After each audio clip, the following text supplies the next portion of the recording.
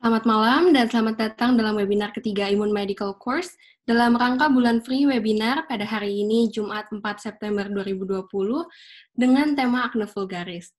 Pertama-tama kami ucapkan terima kasih yang sebesar-besarnya kepada Dr. Fitra Hergiana, spesialis kulit dan kelamin Magister Hukum Kesehatan, yang telah meluangkan waktunya untuk mengisi acara pada hari ini. Perkenalkan, saya Jessie Harjo yang akan memandu acara pada hari ini. Sebelum kita memasuki acara, izinkan saya untuk terlebih dahulu memperkenalkan apa itu Imun Medical Course. Imun Medical Course merupakan platform digital yang berdiri pada 9 Mei 2020 oleh Rian Rahman yang merupakan bimbingan belajar online bagi mahasiswa preklinik dengan pengajar yang memiliki segudang prestasi dari berbagai kampus di Indonesia.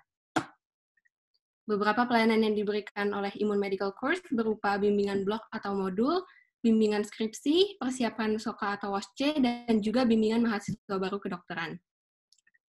Nah, mengapa memilih Imun Medical Course? Ada beberapa keunggulan yang ditawarkan oleh Imun. Yang pertama, biayanya paling murah. Yang kedua, pengajarnya berprestasi dan juga merupakan alumni dari IMO dan RMO. Yang ketiga, pembahasan materinya luas dan sesuai dengan permintaan. Dan yang keempat, waktu bimbingannya fleksibel. Ini merupakan pengajar-pengajar dari Imun Medical Course. Dan di sini kita bisa lihat testimoni dari mahasiswa-mahasiswa yang telah mengikuti bimbingan di Imun. Saat ini, Imun sedang mengadakan promo berupa promo harga spesial bimbingan blog dan juga promo bimbingan Olimpiade Kedokteran. Nah, untuk teman-teman yang ingin tahu lebih lanjut, bisa langsung cek di Instagram Imun, @imun_id, atau bisa langsung menghubungi kontak WhatsApp yang nomornya tertera pada layar. Oke, sekian mengenai Imun Medical Course, dan selanjutnya kita akan langsung masuk ke acara inti kita, yaitu pemaparan materi oleh Dr. Fitra Hergiana, spesialis kulit dan kelamin Magister Hukum Kesehatan. Sebelum itu, izinkan saya untuk membacakan kurikulum vitae dari Dr. Fitra. Dr. Fitra menempuh perjalanan kedokteran di Fakultas Kedokteran Universitas Kristen Maranatha, dan kemudian beliau melanjutkan program pendidikan Magister Hukum Kesehatan di Fakultas Hukum Universitas Katolik Sugia Pranata. Setelah itu, Dr. Fitra melanjutkan program pendidikan Dokter Spesialis Ilmu Kesehatan Kulit dan Kelamin di Fakultas Kedokteran Universitas Pajajaran, Rumah Sakit Dr. Hasan Sadikin, Bandung. Dan dari tahun 2017 sampai saat ini, Dr. Fitra sedang menempuh pendidikan Magister Manajemen Rumah Sakit di Universitas Islam Bandung. Pada tahun 2011, Dr. Fitra merupakan dokter magang bagian kulit dan kelamin di RSUD Kabupaten Karawang. Kemudian dari tahun 2014 sampai 2016, Dr. Fitra merupakan dokter penanggung jawab Yonif 330, Brigif 17 Kostrat TNI Angkatan Darat. Saat ini, Dr. Fitra merupakan dokter spesialis kulit dan kelamin RSUD Kabupaten Karawang, dan juga merupakan tenaga pengajar atau dosen di Fakultas Kedokteran Universitas Trisakti. Nah, di sini kita bisa lihat beberapa peran Dr. Fitra dalam organisasi, baik organisasi di bidang kesehatan maupun non-kesehatan. Beberapa di antaranya kita bisa lihat Dr. Fitra saat ini merupakan Ketua Bidang UKM Industri dan Kesehatan Himpunan Pengusaha Muda, kemudian Ketua Bidang Sports and Science Komite Olahraga Nasional Indonesia, Pengurus ID Kabupaten Karawang di bidang pengembangan anggota, Pengurus ID Wilayah Jawa Barat bidang advokasi kelembagaan, dan masih banyak lagi peran Dr. Fitra yang keren-keren banget. Sekian kurikulum vitae dari Dr. Fitra, dan saat ini sudah ada bersama kita Dr. Fitra Hergiana. Selamat malam, Dok. Halo, selamat malam, Jess. Selamat malam semuanya, teman-teman dari Imun. Alhamdulillah senang sekali nih bisa sharing ilmu mengenai acne vulgaris atau jerawat, dan juga bisa silaturahmi dengan teman-teman semua. Sebenarnya nanti setelah Imun ini juga teman-teman kalau mau menanyakan tentang kulit kelamin atau seperti apa, atau malah ada yang mau jadi spesialis kulit dan kelamin, atau mau nanya-nanya tentang spesies lainnya, bisa follow Instagram saya di @fitrahergiana, nanti kita bisa DM-an. Wah. Hebat banget nih ya. Aduh, masih muda udah bikin acara kayak gini, memang juara banget lah. Jadi kami juga berterima kasih sekali, Dok, karena dokter sudah meluangkan waktunya untuk membagikan materi kepada kami teman-teman peserta Imun hari ini. Sama-sama. Mungkin sebelum kita mulai, saya ingin memberitahukan kepada teman-teman semua bahwa di akhir sesi pemaparan akan diadakan sesi diskusi atau tanya-jawab. Bagi teman-teman yang ingin bertanya, nanti bisa langsung menuliskan pertanyaan di kolom chat dengan format yang diberikan oleh admin. Oke, baik. Sepertinya udah pada nggak sabar nih, Dok, untuk mendengarkan pemaparan dari dokter. Untuk itu, mungkin bisa dipersilahkan, Dok, untuk dimulai pemaparannya. Kita mulai ya, Jess. Kita share screen.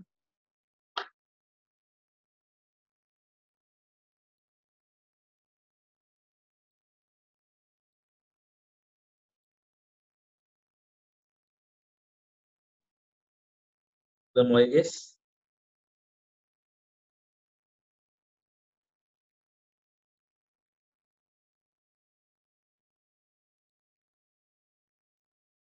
Kita tunggu bentar ya. Kita share screen-nya.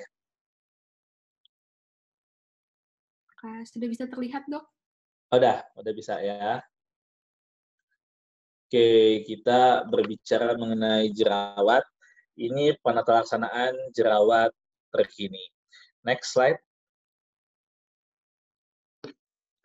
Nah, teman-teman semua, banyak kan sekarang nih anak-anak muda, malah mulai dari SMP ya, padahal kan sekarang pubertas itu pada lebih cepat.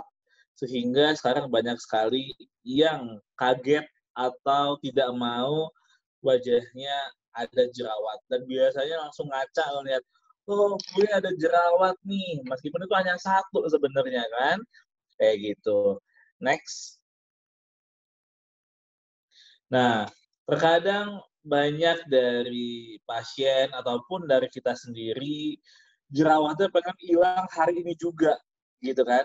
Tapi ini nanti akan gue jelasin bahwa jerawat ini memang butuh proses kan untuk timbulnya, dan butuh proses juga untuk pengobatannya. Jadi memang kalau jerawat mau hilang hari ini juga ya agak sulit sebenarnya. Tapi dengan proses, insya Allah bisa sembuh. Next. Oke ya, kita mulai. Apa sih acne vulgaris atau jerawat? Jadi ini merupakan penyakit inflamasi kronis yang berasal dari kelenjar sebasea dan seringnya terlihat pada umur remaja, akan tetapi penyakit ini bisa sampai umur 40 tahun. Dan penyakit ini merupakan sebenarnya self-limiting disorder. Dan penyakit ini merupakan sebenarnya apabila jerawat itu hanya 1, 2, 3, ini merupakan penyakit yang normal, dan pasti setiap orang pernah merasakan apa yang namanya jerawat atau acne vulgaris ini. Next. Nah, kita dilihat dari secara epidemiologi, epidemiologinya bisa juga pada saat lahir, namanya acne neonatorum. Tetapi acne neonatorum ini sebenarnya bukan berasal dari gangguan kelenjar sebasea ini, meskipun ada gangguan, tapi itu biasanya secara hormonal dari ibu ke anaknya. Dan ini 85% terjadi pada umur pubertas ya, pada saat umur remaja. Dan pada perempuan biasanya ada beberapa yang muncul pada saat sebelum menstruasi. Nah, kita lihat dari epidemiologi, 19,9% merupakan jerawat sedang, dan 9,8% merupakan jerawat berat. Ini dilihat dari jumlahnya, apakah terdapat komedo, papul, nodul, dan juga bisa juga sampai dengan tumor ya, bisa juga. Dan 81% karena memang genetik, biasa diturunkan dari keluarga. Genetik ini bukan hanya saja dari orang tua, tapi mungkin juga dari sepupu ataukah kakek atau neneknya. Next. Nah, bagaimana sih patogenesis dan etiologi dari dari jerawat ini? Jadi basic step-nya yang pertama adalah terdapat penebalan dari kulit mati. Ya, yang kedua produksi kelenjar minyak yang berlebih. Ketiga, inflamasi, dan keempat, aktivitas bakteri. Sehingga patogenesis ini yang sebenarnya nanti pada saat terapi kita melihat ke patogenesis ini. Kenapa kita dikasih tretinoin atau obat malam, retinoid acid? Karena retinoid acid ini merupakan salah satunya adalah mengurangi dari penebalan kulit mati. Sehingga apabila di lapisan epidermis terdapat penebalan kulit mati, sehingga minyak atau kelenjar sebasea itu akan tersumbat.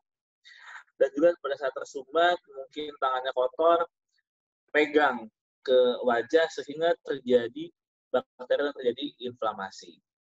Dan ini juga dipengaruhi oleh genetik juga. Genetik dan hormonal. Next.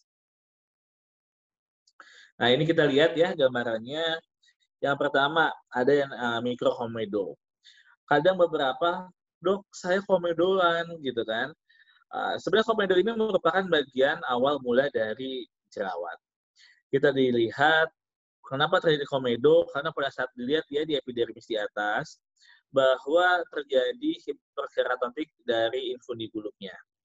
Jadi terdapat penebalan dari sel kulit matinya, juga terdapat fase korneosit, dan sehingga pada saat terjadi penebalan kulit mati, sekresi dari sebum ini terganggu. Ya, terganggu sehingga timbullah mikrokomedo atau komedo.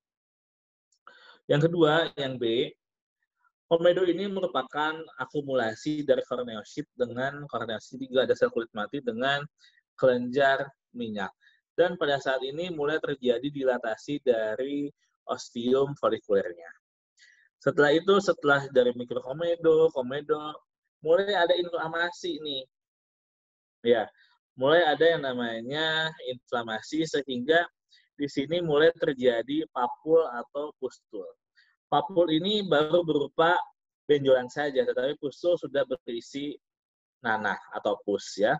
Ini jadinya terjadi ekspansi lebih lanjut dari follicular unit. Dan di sini mulai terjadi ada proliferasi dari bakteri P. acne-nya sendiri, dan terjadi inflamasi di sekitar dari perifolikulernya, jadi di sekitar folikel rambutnya. Setelah itu terjadilah semakin lanjut, terjadi proliferasi bakteri semakin banyak, sehingga timbullah menjadi nodul. Nodul ini merupakan biasa lebih besar dari pustul, dan kadang pada saat pustul dan nodul ini terjadi sikatriks atau bopeng pada jerawat karena terjadinya inflamasi yang berlebih sehingga terjadi kerusakan di epidermis dan dermis.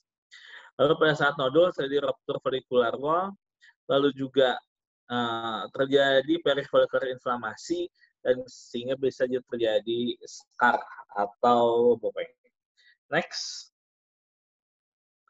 Nah, temuan klinis ya, memang tadi sering terjadi pada usia pubertas. Pada perempuan ini bisa diperparah dengan adanya gangguan hormonal. Dan juga kita lihat riwayat pengobatan, Berat pengobatan ini bisa juga acne disebabkan oleh adanya steroid dan memang berganti-ganti kosmetik sehingga tidak tepat sehingga terjadi jerawat. Nah, jerawat ini biasanya terjadi di mana aja sih? Biasanya bisa terjadi pada wajah, akan tetapi bisa juga pada daerah yang terdapat kelenjar minyaknya yang banyak, seperti di dada, di punggung, dan di bahu. Ini pun sama, namanya jerawat juga, atau acne vulgaris. Next. Nah, kita lihat nih ya, dari gambar di situ dibagi dua. Ada yang inflamasi dan ada yang non-inflamasi. Yang non-inflamasi itu mulai tadi yang komedo, mulai white komedo atau black komedo. Ini terjadi yang non-inflamasi. Ini yang non-inflamasi ini yang bisa kita dilakukan misalnya facial itu pada saat non-inflamasi. Akan tetapi pada inflamasi mulai dari papul, pustul, sampai dengan nodul, ini tidak boleh sama sekali diekstraksi komedo atau dikeluarkan. Karena bisa terjadi cicatrix. Next. Nah, ini kan kita lihat ya jenis jerawatnya nih. Ada yang komedo nih, whitehead, ada blackhead. Ini whitehead dan blackhead ini yang memang boleh diekstraksi. Atau pada saat ya kita namanya facial lah. Tapi pada papul, nodul, pustul ini nggak boleh sama sekali dilakukan ekstraksi komedo karena ini bisa menjadi berbekas. Dan apabila sudah kulitnya tidak intak, kulitnya rusak, akan semakin sulit lagi untuk mengobati dari cicatrixnya. Next. Nah, ini kita lihat ya. Komedo tertutup nih gambarnya seperti ini, komedo terbuka juga nih. Ya. Lalu ada yang papul, yang inflamasi papul-papul ini, dan apabila ada nanah jadi pustul ya.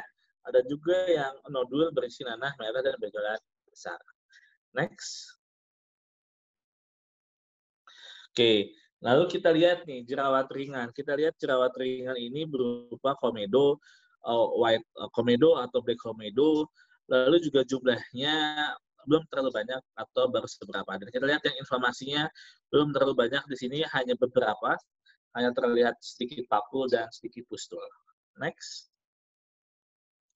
Nah, ini yang jerawat sedang, jumlahnya semakin banyak, pada daerah simetris, pada kedua wajah, pada dagu, dan juga pada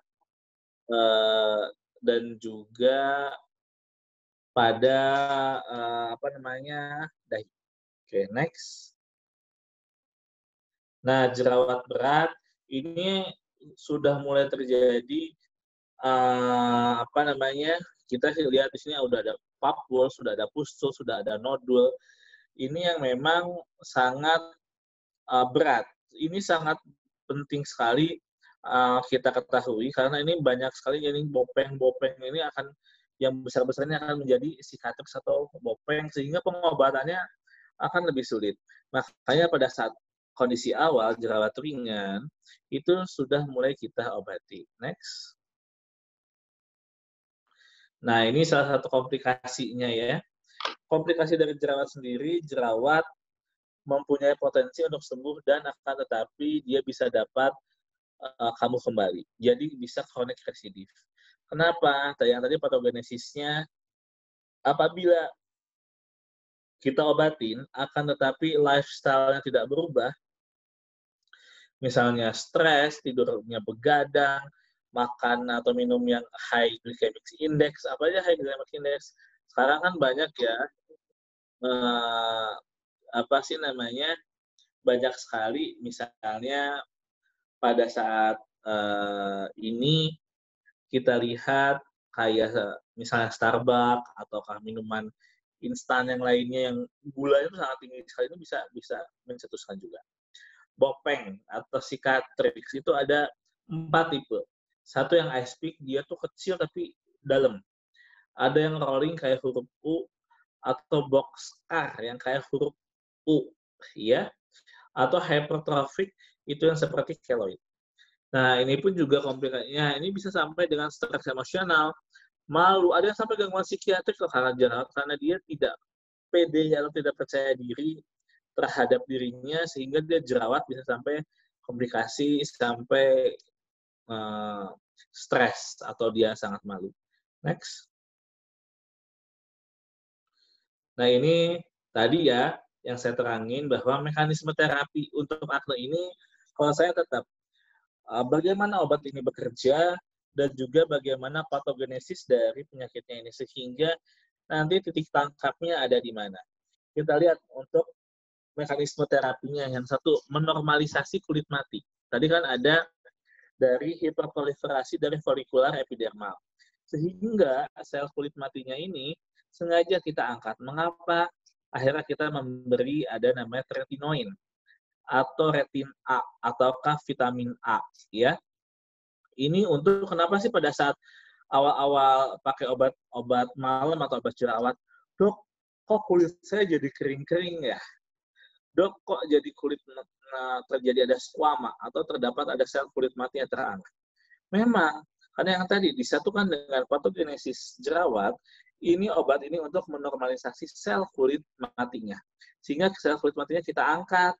Pada saat sel kulit matinya kita angkat, di sana kelenjar minyak aktivitasnya menjadi normal, tidak ada hambatan lagi, sehingga tidak terjadi inflamasi atau juga terdapat dari bakteri P. acne-nya. Dan juga di sini ada yang namanya memberikan efek antiinflamasi apabila inflamasinya sudah terlalu tinggi. Next. Ya, gimana sih terapi jerawat nih? Jadi kita membersihkan wajah itu 2-3 kali dengan pembersih wajah yang tidak mengiritasi jerawat ya. Dan ini juga harus pinter-pinter kita memilih facial wash. Lalu memakai obat jerawat sesuai dengan petunjuk dokter. Biasanya terdapat obat racik yang di dalamnya ada antibiotik topikal. Kalau sudah berat, baru kita dikasih minum oral antibiotik. Lebih cepat dan hasil lebih baik menggunakan terapi kombinasi. Kalau saya sendiri, saya suka dengan terapi kombinasi ini. Misalnya pada saat pasien datang ke saya, kita lihat keadaannya, lalu kita sesuaikan dengan dosisnya, bagaimana dosis tretinoinnya, lalu setelah itu kita naik perlahan, dan juga saya biasanya terapi kombinasi dengan obat oral, apabila dia sudah sedang atau berat. Lalu biasanya saya terapi kombinasi dengan melakukan peeling juga, dengan melakukan peeling apabila terdapat nodul atau terdapat pustul atau papul yang besar, saya biasa dengan injeksi kortikosteroid juga. Tetapi ini harus sangat hati-hati. Karena jam terbang itu harus penting, karena ini bisa dapat menjadi atrofi. Nah, apabila terapi ini lalu biasanya ada laser untuk acne. Nah, ini biasanya saya melihat pada saat yang memerlukan. Jadi, yang namanya terapi jerawat ini adalah art ya. Jadi kedokteran ini kan art. Bagaimana kita selain ilmu yang sudah didapat, jam terbang, lalu kita juga dari jurnal, dari mana itu kita mix akan, tetapi yang paling penting di sini pengobatan itu, pasien bukan menjadi objek untuk kita mencari uang. Akan tetapi, pasien ini kita terapi sesuai dengan keadaan pasien. Karena saya selalu mempunyai prinsip, apabila kita sakit, kita akan mencari dokter yang seminimal mungkin untuk memberikan terapi, tetapi juga dengan harga yang tidak mahal, seperti itu. Lalu juga jangan menggaruk atau memecahkan jerawat, karena bisa menjadi bopeng. Ya, bopeng ini bisa kita terapi dengan dermapen atau laser yang untuk bopeng. Saya di RSUD Karawang, kami ada Karawang Skin Center. Mungkin teman-teman nanti bisa lihat Instagram saya. Di situ kami mempunyai alat. RSUD Karawang merupakan rumah sakit RSUD pertama di Indonesia yang mempunyai alat laser paling lengkap. Yang pertama, biasanya kami ada laser PDL. Laser PDL ini untuk tumor pembuluh darah atau untuk telangiektasis atau untuk kemerahan pada wajah. Lalu yang kedua ada Picosure atau Alexandrite Pico. Ini memang untuk terapi untuk melasma atau untuk terapi hiperpigmentasi. Lalu kami ada untuk Bopeng ini, saya menggunakan laser CO2 fractional ataupun juga saya menggunakan erbium fractional dan juga saya mempunyai radio frekuensi fractional. Nah, tetapi juga kita harus hati-hati dengan obat yang kita jual bebas di pasaran ini. Next. Nah, ini kita lihat ini algoritmanya nih untuk jerawat ya. Kita lihat di sini, kita lihat dulu pasiennya ini jerawatnya yang mild, yang moderate, atau yang severe. Jadi kita lihat dia yang ringan, sedang, atau berat. Lalu kita lihat lagi nih, di sini ada terapi first line, ada terapi second line. Yang pada saat jerawat yang tipenya komedo, yang ringan, kita cukup memberikan terapi tretinoin topikal saja. Tretinoin topikal ini kita berikan pada saat malam hari, karena bersifat dia bisa menjadi kemerahan apabila kita dipakai di pagi hari. Jadi dia agak-agak termolabil. Yang second line-nya kita menggunakan topical dapsone atau azelaic acid atau ada dengan asam salisilat. Tapi saya nggak pernah menggunakan asam salisilat, jarang untuk jerawat, kecuali dosis rendah, karena ini bisa bersifat efek iritatif sehingga menjadi merah jerawatnya. Oke, biasanya saya pagi bisa pakai azelaic acid, malamnya memakai terapi dari tretinoin. Yang sedang kita dicampur nih tretinoinnya dengan antibiotik. Saya biasa tretinoin dan antibiotik atau kombinasi, lalu juga dikasih obat malamnya, paginya azelaic acid. Yang parah, kita yang udah dalam bentuk papul atau pustul yang banyak itu, kita memberikan antibiotik oral atau juga kita terapi dari yang obat total jerawat benzoyl peroksida. Dan topikalnya ini antibiotiknya diminum. Biasanya kadang saya memberikan azitromisin ataukah erythromycin ataukah saya ataupun saya memberikan buang. Ini kayaknya ada yang bocor deh suaranya ya. Oke, terus untuk nodul juga sama, kita dikasih oral antibiotik. Nah, kapan sih kita diberikan isotretinoin? Biasanya apabila dia sudah nodul-nodul dan dia sudah sangat parah sekali. Isotretinoin kita berikan pada saat terapi di akhir yang apabila sudah sangat parah. Karena terdapat efek samping dari isotretinoin tersebut. Lalu juga ada kena pengobatan atau pengobatan yang sangat parah sekali. Next.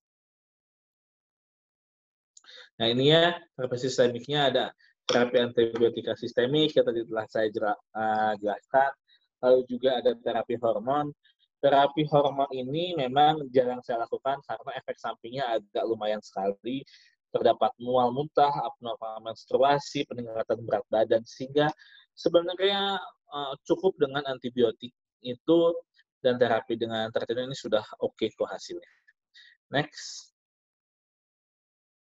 Nah, ini juga kadang juga yang meradang acne surgery-nya ada yang memang beberapa dengan tadi tindakan mengeluarkan ekstraksi komedo.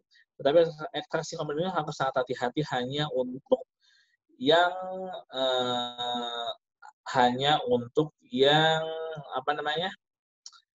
yang non inflamasi yang dalam bentuk komedo. Next.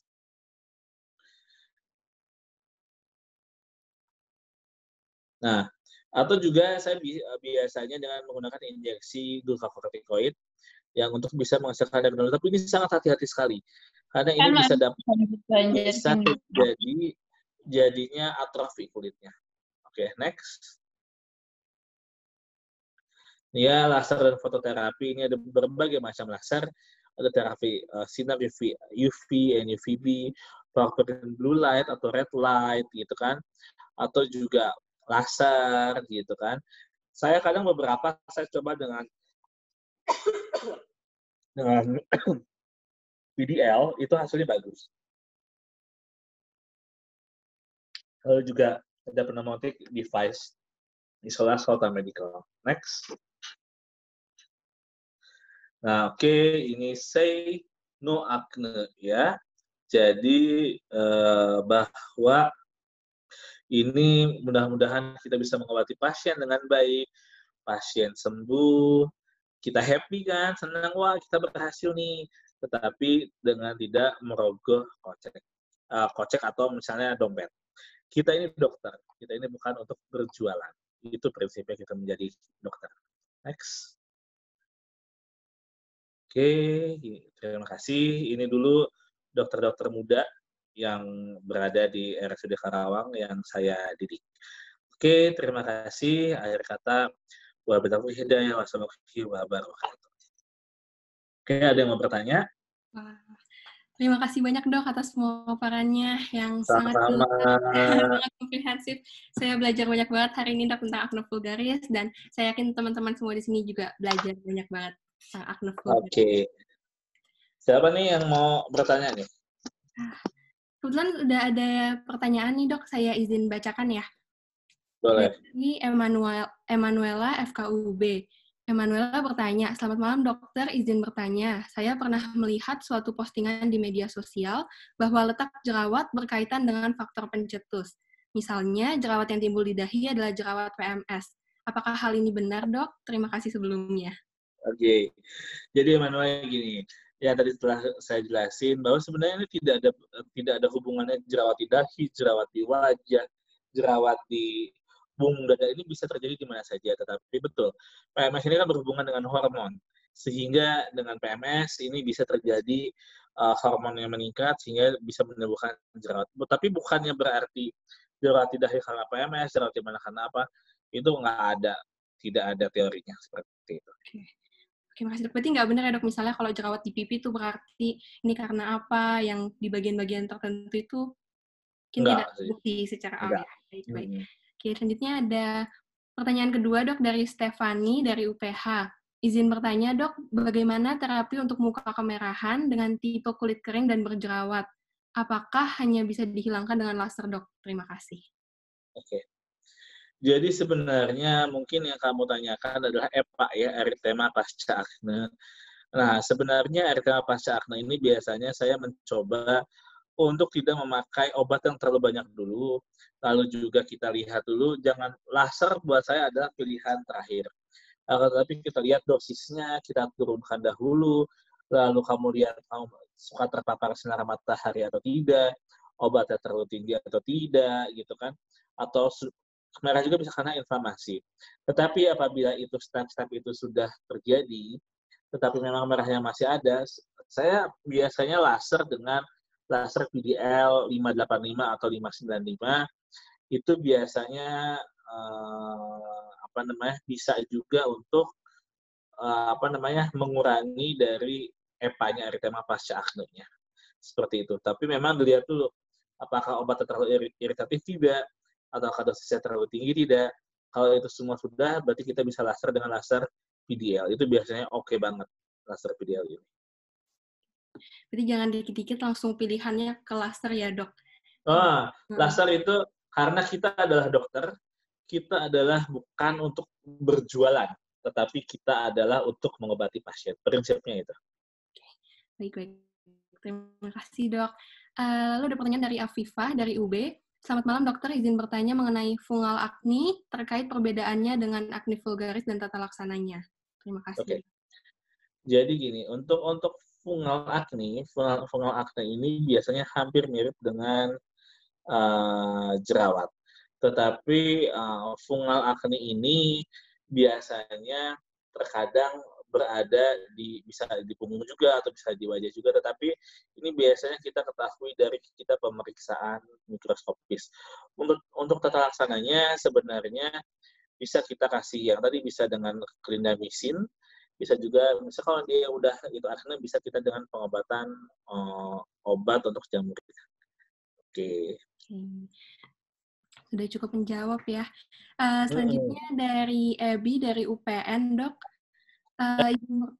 Bentar, saya angkat telepon dulu bentar aja. Iya dok, silakan.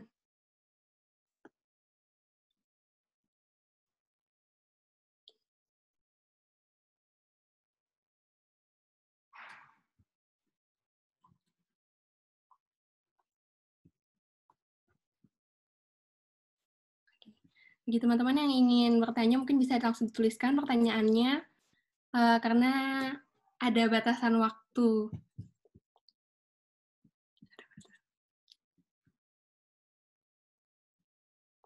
Sambil kita menunggu Dokter Fitra.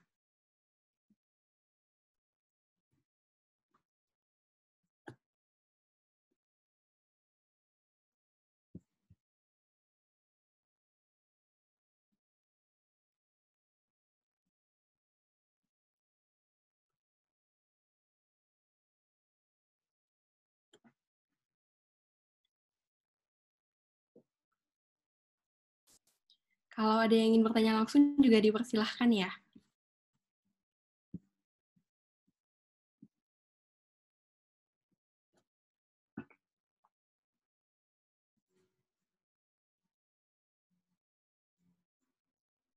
Dari pimpinan, karena gue PNS, jadi ya harus diangkat.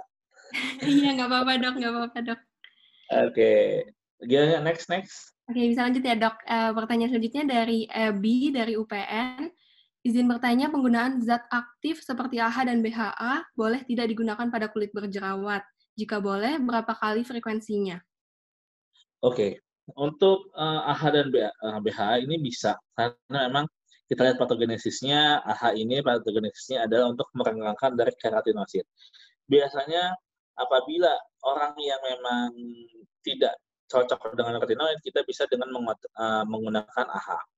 Nah, AHA atau BHA ini bisa digunakan pagi dan malam hari. Akan tetapi kita lihat, apabila pagi hari kita pakai dan terjadi fotosensitif atau kemerahan, sehingga kita cukup dengan malam hari saja. Tetapi yang pasti, yang paling penting, jerawat ini adalah penyakit. Penyakit harus kita obati. Jadi jangan coba-coba, biasanya kalau cewek-cewek, ini obat jerawat oke, ini obat jerawat oke. Dicoba, akhirnya jerawatnya malah makin banyak. Nah, semakin lama jerawat ini bisa menyebabkan cicatrix atau bopeng. Nah, ini memang tidak kita harapkan. Kayak gitu. Oke. Selanjutnya ada pertanyaan dari Evita, FKUPH. Selamat malam dokter, terima kasih untuk presentasinya. Mohon izin bertanya dok mengenai adanya istilah baru yaitu mass acne yang berkaitan dengan penggunaan masker apalagi pada masa pandemik saat ini. Apakah patogenesis pada acne ini sama dengan acne vulgaris? Serta bagaimana dengan terapinya dok? Apakah sama dengan algoritma yang sudah dokter paparkan? Terima kasih dokter. Nah, untuk mass acne ini adalah acne yang disebabkan sama, patogenesisnya sama.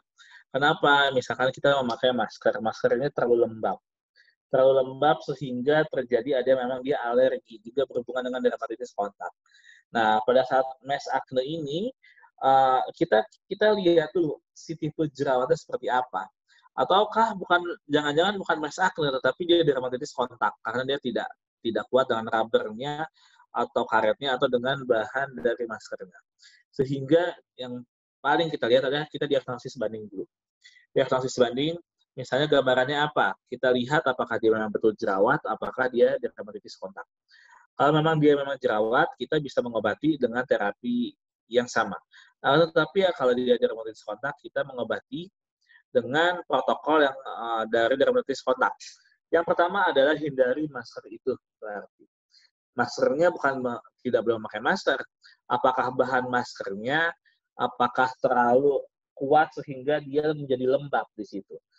Nah, itu yang harus kita lihat. Karena kulit pun kan juga butuh udara. Sehingga terkadang apabila mass acne, ada pada saat orang banyak kita memang menggunakan masker. Tapi pada saat sedang tidak orang, bisa kita lepaskan sementara waktu. Supaya tidak terlalu menjadikan jadi pencetus mass acne tersebut. Oke. Nah, ada beberapa pertanyaan lagi nih, Dok. Tinggi sekali antusiasmenya.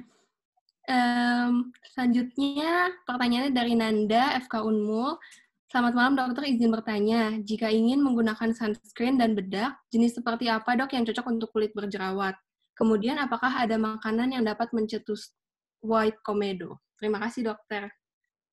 Jadi untuk biasanya kalau dalam waktu pengobatan, kalau gue pada saat sunblock atau tabir surya, sunblock yang SPF-nya sangat tinggi, semakin tinggi SPF, semakin kental itu makin kental dari sunscreen-nya, sehingga itu bisa menyebabkan jerawat.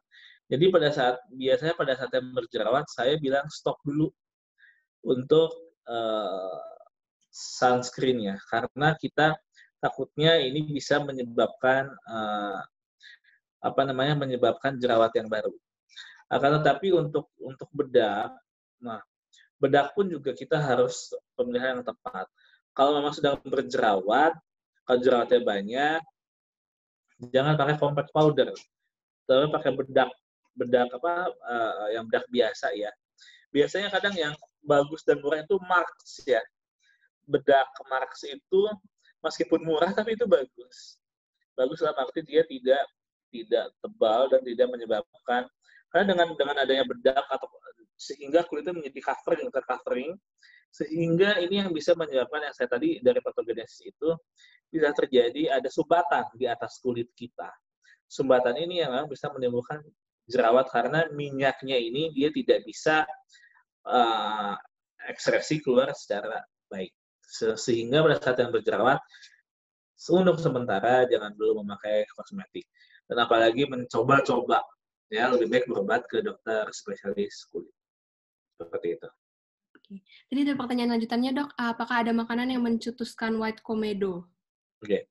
Makanan apa saja? Yang sebenarnya lebih mencetuskan kepada jerawat ya. Makanan yang high glycemic index. Apa saja? Bisa nasi yang terlalu banyak, bisa gorengan, lalu juga yang sekarang kan boba-boba tuh kan, atau misalnya Starbucks donat. Wah, itu kan high glycemic index. Langsung tuh gulanya naik sehingga bisa mencetuskan dari jerawat tersebut. Oke. Boba-boba, iya bener banget nih, Dok. Sekarang di mana? Iya, aduh, itu gulanya aja berapa kalori. Gula. Oke. Ada pertanyaan selanjutnya lagi, Dok, dari dia. Izin bertanya, bagaimana jika ingin melepas pemakaian krim dari klinik kecantikan atau dari dokter? Melepasnya seperti apa dulu kan? Sebenarnya kalau apa sih namanya ininya. Jadi kalau untuk krim-krim yang itu sebenarnya kan yang tadi saya bilang. Jadi pengobatan jerawat itu nggak bisa langsung.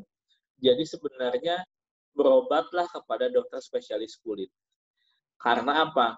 Bedanya dengan dokter kecantikan, sebenarnya istilah dokter kecantikan itu tidak ada. Hanya ada satu, kompetensi dokter umum atau dokter spesialis. Sehingga kalau menurut saya dilihat dulu itu apakah obatnya sudah benar atau tidak, konsultasikan dengan dokter Anda. Lalu memang karena pengobatan ini nggak bisa hanya sekali berobat, bisa 2 sampai 3 bulan baru terjadi 1 bulan, 2 bulan, 3 bulan baru terjadi perbaikan. Tetapi itu harus kita konsultasikan. Nah, apabila kita lihat lagi nih dokternya, dokter estetik kecantikan atau belakangnya ada SPKK atau SPDV. Sehingga kalau enggak, ya kamu berarti pindah saja ke dokter SPKK atau SPDV supaya terapinya lebih baik. Seperti itu. Oke, tapi mungkin ada beberapa yang mungkin masih ragu-ragu, Dok, karena mikirnya kan kalau pakai krim dari dokter itu takut ketergantungan. Apakah itu benar, Dok, kira-kira? Biasanya kalau ketergantungan sih enggak ya, tapi ketergantungan bagus kulitnya, ya kan? Jadi akhirnya kok kenapa nggak pakai krim gelap lagi, nggak pakai krim malam, kok nggak ini lagi? Kita lihat tadi, karena apa? Dari memang krim retinoid acid saat itu ada efek anti-aging.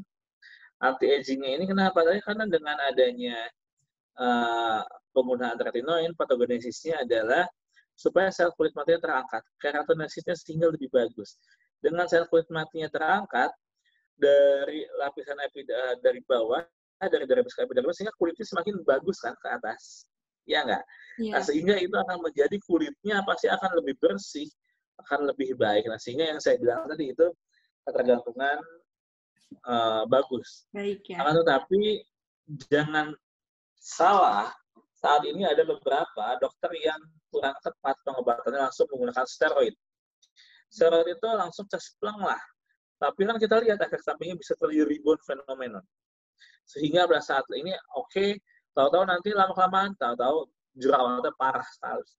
Yang kedua, tahu-tahu timbul bercak hitam atau melasma. Ini yang tidak kita harapkan. Kayak gitu. Kuncinya memilih dokter kulit yang tepat juga ya, Dok. Tentunya. Betul. Oke. Nah, ini mungkin ada satu pertanyaan terakhir, Dok, dari Marin Oke. FK Unstrat. Izin bertanya, antibiotik apa yang bisa diberikan kepada pasien akne? Mengingat akne vulgaris, kompetensi dokter umum 4A untuk akne ringan, 3A untuk akne sedang sampai berat. Betul. Ininya. Jadi kalau untuk terapinya apa saja? Untuk topikal ini kita bagi dua ya, topikal dan sistemik. Untuk topikal kita bisa memberikan antibiotik clindamycin, dan juga bisa kita menggunakan erythromycin topikal. Kita juga misalnya apabila untuk injeksi kita bisa dengan triamcinolone. Tetapi untuk obat oral bermacam-macam. Satu doxycycline, bisa juga clindamycin, bisa azithromycin, bisa erythromycin, atau juga pada saat yang jerawatnya sudah parah dengan isotretinoin. Akan tetapi jangan salah, isotretinoin ini pada saat banyak orang yang bilang ini adalah obat dewa. Isotretinoin ini harus sangat hati-hati sekali pengobatannya karena efek sampingnya sangat banyak. Salah satunya untuk pada saat wanita yang akan hamil atau wanita yang dalam masa ovulasinya baik. Ini bisa terjadi teratogenik atau bisa terjadi kematian untuk janin. Dan juga untuk kita lihat kapan sih kita memberikan clindamycin, kapan kita menggunakan azithromycin, kapan kita menggunakan doxycycline. Jadi dari penelitian adalah saat ini yang baik adalah untuk jerawat adalah doxycycline dan juga azithromycin. Kita lihat tidak hanya kalau saya tadi adalah kedokteran ini it's art. Kita bisa memberikan pada saat orang yang sibuk, kita bisa menggunakan azithromycin, ataukah kita melihat doxycycline setelah diberikan obat doxycycline atau clindamycin, terdapat perubahan nggak? Kalau tidak terdapat perubahan, berarti mungkin saja dia terjadi resisten dari antibiotik. Yang kita bisa change ke golongan macrolide atau azithromycin. Kayak gitu. Oke, terima kasih banyak, Dok. Berarti udah cukup jelas ya ada beberapa pilihan tadi antibiotiknya, tapi pada akhirnya mungkin balik lagi kita lihat ke pasiennya, kebutuhan Pasien, keadaan pasien. keadaan Jadi, pasien. betul. Pasien per pasien itu pasti akan berbeda. Jadi jam terbang itu sangat, jadi ilmu dan jam terbang harus kita combine, sehingga ini menjadi satu insting buat kita. Pada saat kita mengobati, oh ini berarti ini kita harus mengobatinya ini nih. Terus yang ini makanya ini gitu.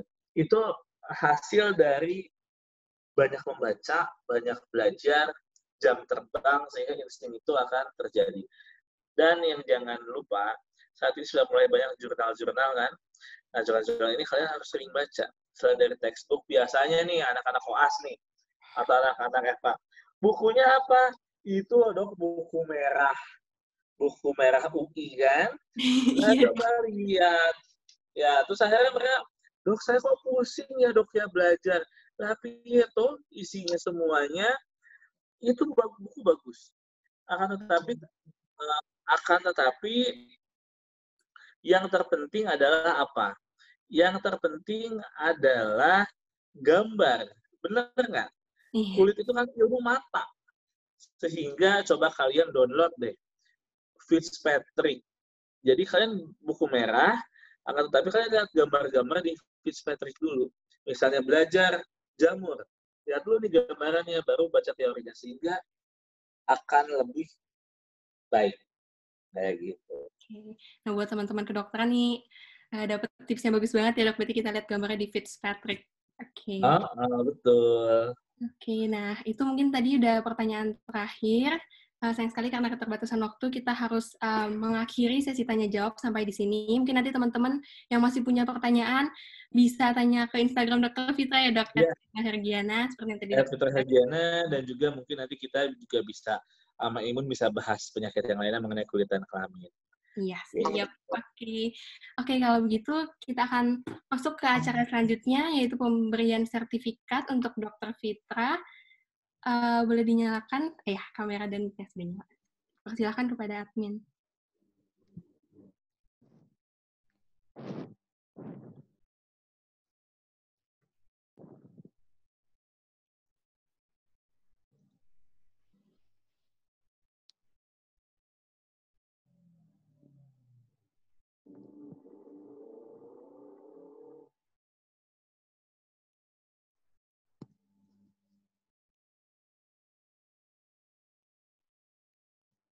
Terima kasih. Dokter, ya izin untuk memfoto sebentar ya, dokter. Oke. Oke, satu, 2, 3. Oke, baik. Terima kasih, dokter. Sama-sama. Nanti dikirim ya fotonya ya, by WA ya. Baik, Siap, dokter. dokter. Nanti akan dikirim. Oke, selanjutnya ada sesi foto bersama. Kepada peserta, dipersilakan untuk menyalakan kameranya dan menggunakan